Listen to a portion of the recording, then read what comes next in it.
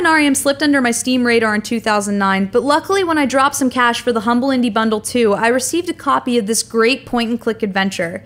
This PC-exclusive title is the perfect marriage of combining items, exploring a beautifully dilapidated robotic world, and straight-up puzzle solving.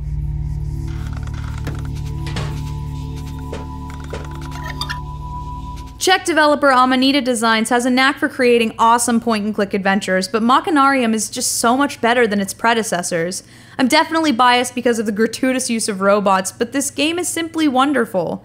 In the game, you play as Josef, an adorable little robot who starts off in dire straits. Shortly after reassembling himself and getting back into the wonderfully designed city, he discovers a plot to blow up the whole place. He tasks himself with taking down the evil scheme wrought by 3 burly robots who are part of the Black Cap Brotherhood. It's always a brotherhood, isn't it? Along the way, you help other inhabitants of this city, and obviously, save your girlfriend. Machinarium doesn't contain any dialogue, save a little tutorial information at the very start of the game. This might seem like a frustrating situation, as the game is all pointing and clicking, and most adventures of this type lean back on solid dialogue. Characters do communicate through thought bubbles that include images that structure basic needs, commands, and hints. At first glance, you might find it childish, but it's actually very creative and well done. The art in this game is beautiful. From the thought bubbles to the characters to the overall environments, everything feels specifically tailored and uniquely designed. You'll never run out of things to look at in this title.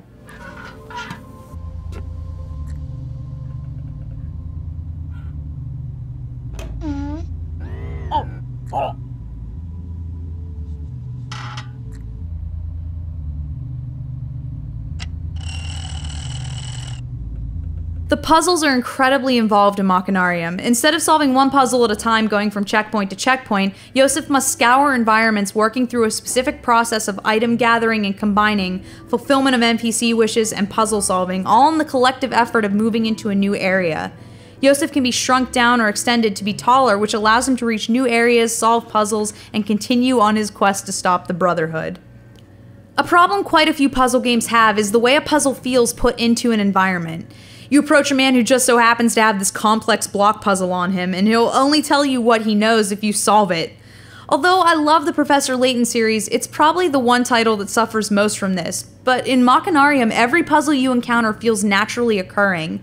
NPCs aren't usually the carriers of puzzles, rather, puzzles must be solved to get certain NPCs what they want. Each section does have a hint page, but it's locked away in a book, which will only open after beating a small side-scrolling minigame. It feels very retro, but it's disjointed from the overall design of the title. After unlocking the book, you see a variety of pictures showing you and what you must do to solve the puzzle at hand.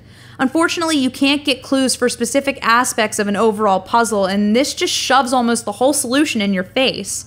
Although the puzzles did get incredibly challenging, I tried to stay away from the hint sheet, as it tended to ruin the whole experience in each section.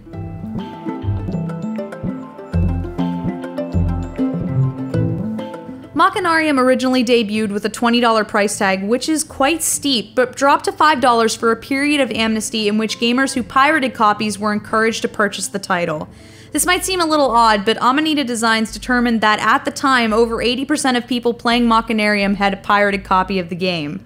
The price popped back up to $10, but luckily, thanks to the wonderful world of Steam, this game is now on sale for $3.40. That's right, $3.40. As the one game I consistently recommend to friends with all kinds of gaming history, I will do the same for everyone out there. Machinarium is a must-have for your PC library.